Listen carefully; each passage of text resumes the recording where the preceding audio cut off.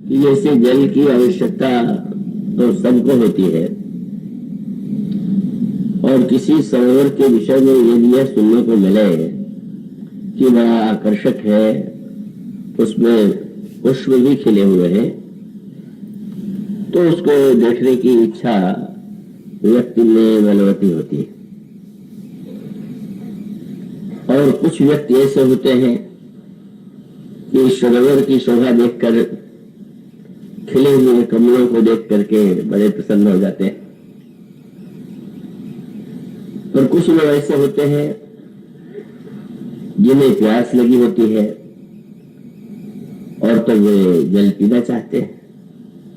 और ऐसे भी अनेक व्यक्ति होते हैं जो स्नान के लिए जाते हैं। और स्वाभाविक है तो जो व्यक्ति जिस उद्देश्य से जाता है उसकी दृष्टि उधर ही जाती है। तो गोस्वामी जी ने कहा कि रामचरितमानस का जो सरोवर है, उस सरोवर में मानो काव्य का जो सौंदर्य है, साहित्य की जो सुंदरता है, वह एक सरोवर में खिले हुए जो कमल है उनकी शोभा के समान। और यदि कोई व्यक्ति नहाना चाहता है तो नहाने का उद्देश्य होता है हमारा शरीर स्वच्छ हो जाए। तो उन्होंने कहा कि अगर कोई व्यक्ति अपने चरित्र को शुद्ध बनाना चाहता है तो श्री राम का जो चरित्र है उसका जल, उनका चरित्र इतना निर्मल है कि उसमें स्नान करने पर व्यक्ति के जीवन में भी शुद्धता और पवित्रता आती। पर ऐसा व्यक्ति जिसको प्यास लगी हो, वो स्वच्छता के साथ साथ यह भी चाहता है कि जल जो है शीतल हो और पीने में वो अच्छा लगे, और साथ साथ पचने के लिए भी वो दुष्पाच्य न हो, भारी न हो। तो उन्होंने कहा कि जो कर्मयोगी है उनके लिए श्री राम का जो चरित्र है वो उसके स्वच्छता सामने है। और जो भगवत भक्त है, जिनको भावना से तृप्ति मिलती है, उसके लिए भगवान के चरित्र में जो भक्ति और प्रेम का इसमें वर्णन है, वही मानो जल की मधुरता है, शीतलता है। तो मानो एक और तो यह श्री रामचरितमानस, उसका उद्देश्य है कि मानव का, समाज का चरित्र शुद्ध हो। और दूसरी ओर मानस का दूसरा उद्देश्य है लोगों के जीवन में जो भावना की प्यास है, उस भावना के प्यास की तृप्ति हो। और इसके साथ साथ फिर वो एक बात जोड़ देते हैं, उनका जो लोग साहित्य और काव्य का आनंद लेना चाहते हैं उनके लिए भी यह सरोवर आकर्षक है। और जो चरित्र के लिए प्रेरणा पाना चाहते हैं उनके लिए भी, और जो भक्ति और भावना का आनंद पाना चाहते हैं वह भी इसमें सुमधुरता और सुशीतलता ही। पर उन्होंने एक सूत्र दिया, और वो सूत्र ये है कि जल का एक ऐसा गुण है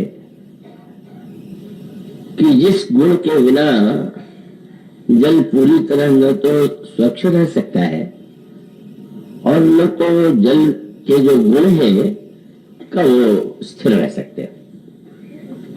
उसका तात्पर्य है कि मान लीजिए एक छोटे पात्र में साफ जल हो तो उसमें आप वस्त्र धो लीजिए तो वस्त्र तो स्वच्छ हो जाएगा, पर जल गंदा हो जाएगा। केवल सूत्र के रूप में मानस को समझने की एक जो शैली है उसकी ओर मैं आपका ध्यान आकृष्ट करना चाह रहा हूं। तो यह गुण क्या है?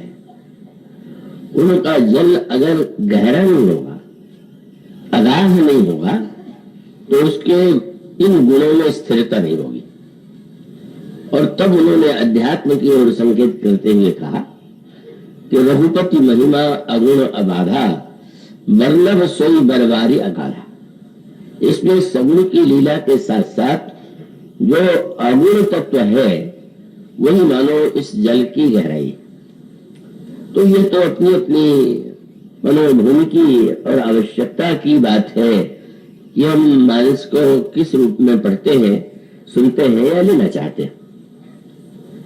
इस संदर्भ में जो मैंने अभी आपसे कहा, पात्रों की जो भूमिका वैसे व्यवहारिक अर्थों में देखें तो बड़े महत्व की है, लेकिन अंतरंग में इसका जो अवो तत्व है, जो अध्यात्म तत्व है, उसकी गहराई में अगर व्यक्ति प्रवेश करता है तो अनुभव करता है कि यह एक ऐसा ग्रंथ है जो केवल सामाजिक आवश्यकता की ही पूर्ति नहीं करता, अपितु हमारे जीवन में जो तत्व जिज्ञासा है, सत्य की उपलब्धि का जो एक मनुष्य के मन में उसकी आकांक्षा है, उसकी पूर्ति होती। और इसीलिए जिन पात्रों के द्वारा वो जो संकेत मैंने पहले दिन भी किया और बाद में भी संकेत किया गया कि मानस का जो मूल उद्देश्य है या अंतिम उद्देश्य तो यही है कि मनुष्य के जीवन से जो अविद्या है उसका निराकरण। आप मानस का जब अंतिम छंद पढ़ते हैं तो गोस्वामी जी ने यही सूत्र दिया, उनका सतपंच चौपाई मनोहर जान जे नर उड़ धरे, दारू अविद्या पंच जनित विकार श्री रघुवर है।